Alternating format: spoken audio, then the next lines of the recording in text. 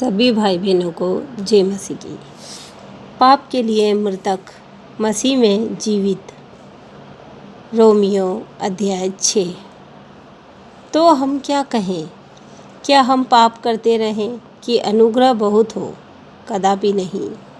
हम जब पाप के लिए मर गए तो फिर आगे को उसमें कैसे जीवन बिताएं? क्या तुम नहीं जानते कि हम सब जिन्होंने मसीह यीशु का बपतिस्मा लिया उसकी मृत्यु का बपतिस्मा लिया, अतः उस मृत्यु का बपतिस्मा पाने से हम उसके साथ गाड़े गए, ताकि जैसे मसीह पिता की महिमा के द्वारा मरे हुओं में से जिलाया गया, वैसे ही हम भी नए जीवन की सी चाल चलें। क्योंकि यदि हम उसकी मृत्यु की समानता में उसके साथ जुट गए हैं, तो निश्चय उसके जी उठने की समानता में भी जुट जाएंगे।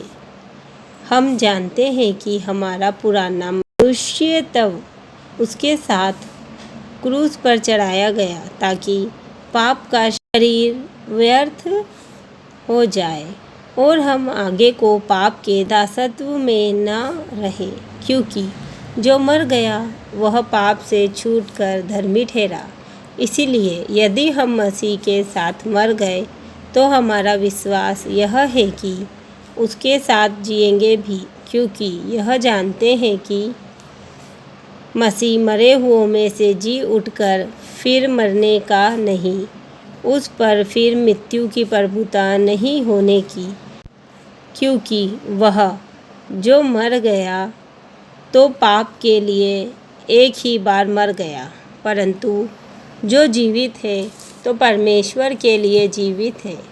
ऐसे ही तुम भी अपने आप को पाप के लिए तो मरा, परंतु परमेश्वर के लिए मसीह यीशु में जीवित समझो।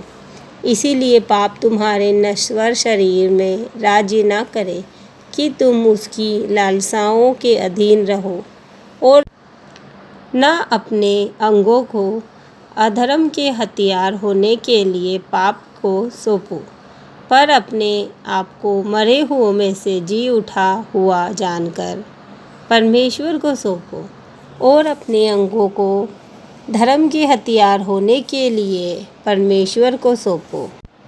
तब तुम पर पाप की प्रभुता न होगी, क्योंकि तुम व्यवस्था के अधीन नहीं वरन अनुग्रह के अधीन हो। तो क्या हुआ? क्या हम इसलिए पाप करें कि हम व्यवस्था के अधीन नहीं वरन अनुग्रह के अधीन हैं? कदापि नहीं।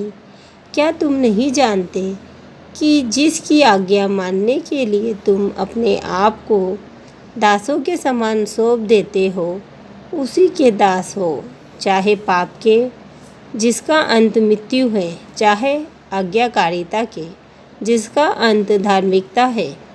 परंतु परमेश्वर का धन्यवाद हो कि तुम जो पाप के दास थे, अब मन से उस उपदेश के मानने वाले हो गए जिसके सांचे में ढाले गए थे, और पाप से छुड़ाए जाकर धर्म के दास हो गए।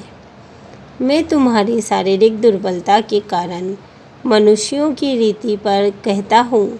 जैसे तुमने अपने अंगों को कुकर्म के लिए अशुद्ध और कुकर्म के दास करके सौंपा था, वैसे ही अब अपने अंगों को पवित्रता के लिए धर्म के दास करके सौंप दो। जब तुम पाप के दास थे तो धर्म की ओर से स्वतंत्र थे, अतः जिन बातों से अब तुम लज्जित होते हो, उनसे उस समय तुम क्या फल पाते थे? क्योंकि उनका अंत तो मृत्यु है।